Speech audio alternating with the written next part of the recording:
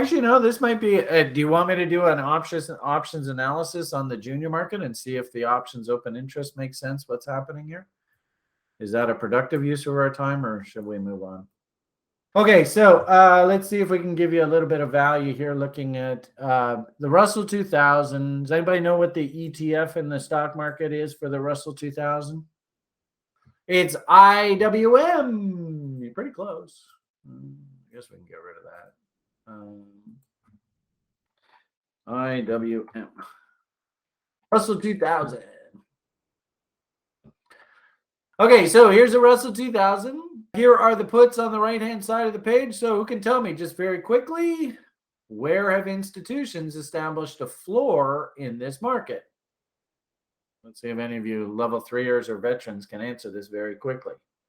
Should be pretty obvious. 175. Now, why would you pick that number?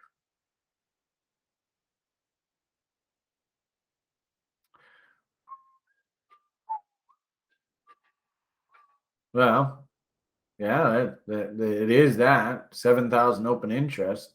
Is that the heaviest open interest?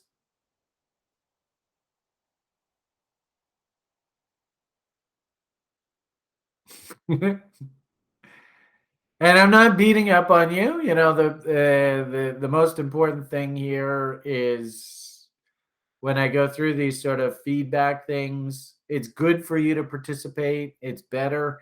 You learn faster. But at the same time, too, my apologies if it feels like I'm beating up on you. I'm not. So let's ask the question again. Where's the heaviest open interest? Where's the level that if they were required to buy, that they are going to buy the most? I would probably say, you know, is it a coin toss between 170 and 172? Really, all I'm asked was, what's the heaviest open interest? I'm sure some of you probably looked at this and went, well, what about that 180 number there? That's a pretty big number. So I wouldn't fault you if I did a quiz and I said, well, where's the heaviest open interest? On this screen right now, it is the 170s, 11,000 there. But also notice 172s. It sure seems to me that if we get down below this 172 area, Wall Street would be more than happy to buy all the options that you want to force exercise on them.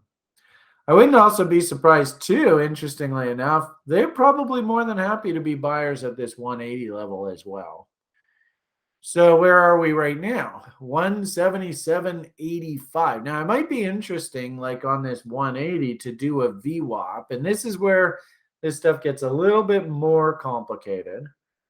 But we could look at this 180 strike.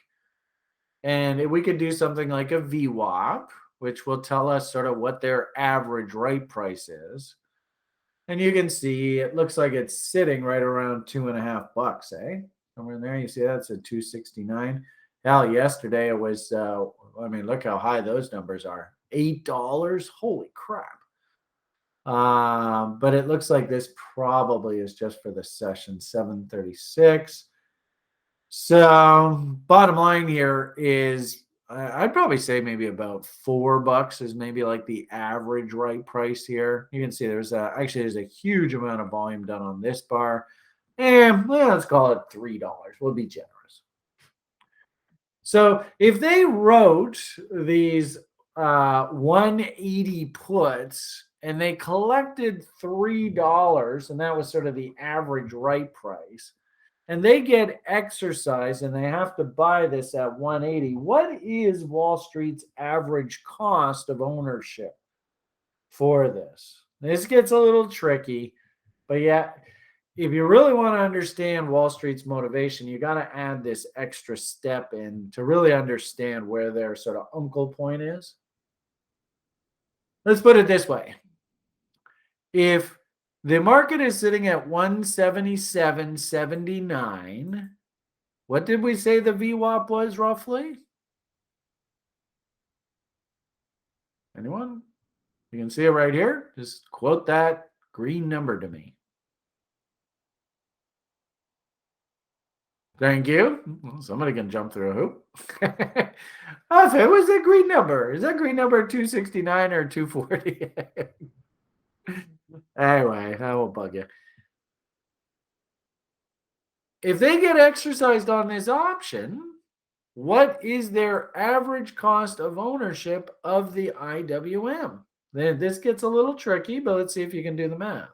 If they get exercised on this 180 put option, which means they wrote it, so that means they're going to have to buy the Russell 2000 at 180, what is going to be their average cost? It's going to be 180 minus this number, 269.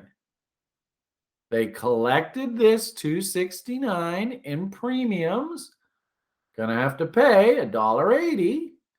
So with that said, and use the green number to make it nice and easy on yourself, what is Wall Street's cost going to be when they have to buy this? Hey, Hafed got it. Way to go, Hafed. It's just simply 180 minus 2.6.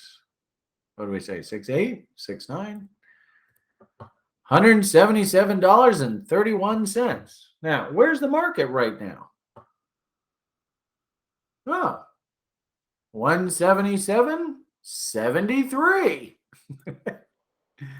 Do you see how actually, even if the market finished here today, right there, beep, closing bell, we're done, they actually come out ahead. You think that's an accident? I don't.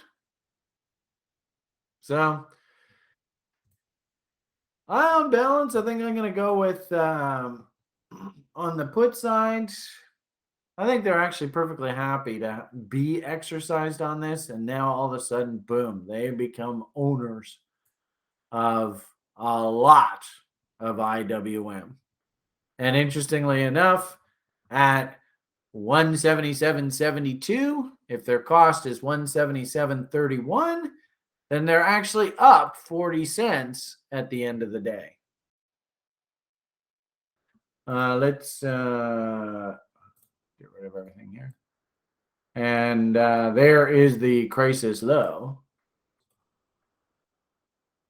Are we at or near a level that institutional players might want to be long?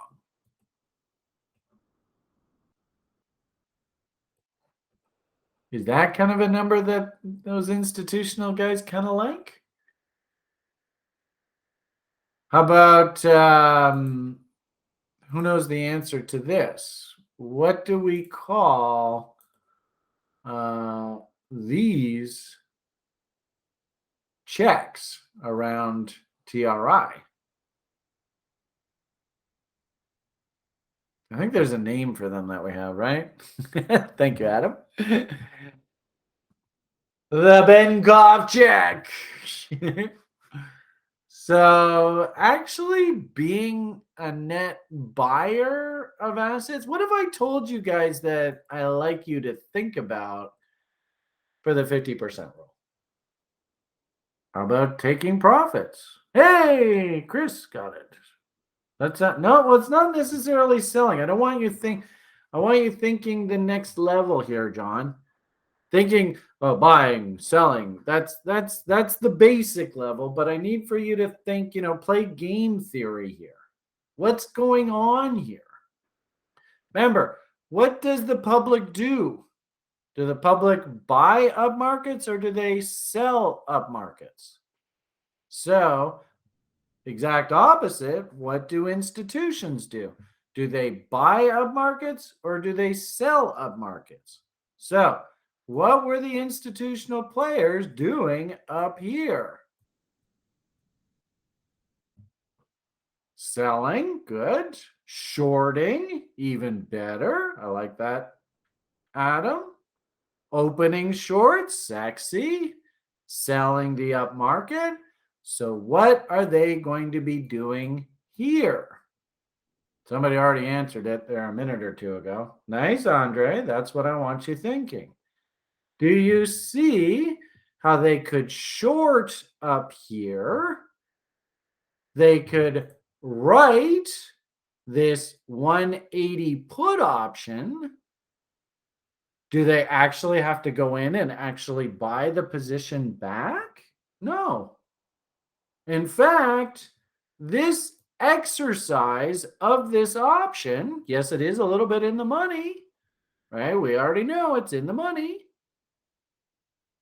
This will actually facilitate the take profit event.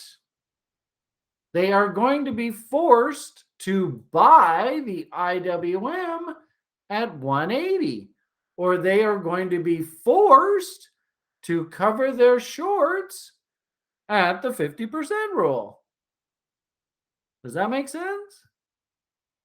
They don't even, and the best part about this options expiry is they don't even have to pay commissions on this, because all options expiry is commission free. When you get exercised on a and nobody sees the transaction on the exchanges, you will never see ARCA or NYSE or NASDAQ. They will never see the transaction. But in essence, they can short up here and automatically the put gets exercised and they buy it back here totally quiet. Boom.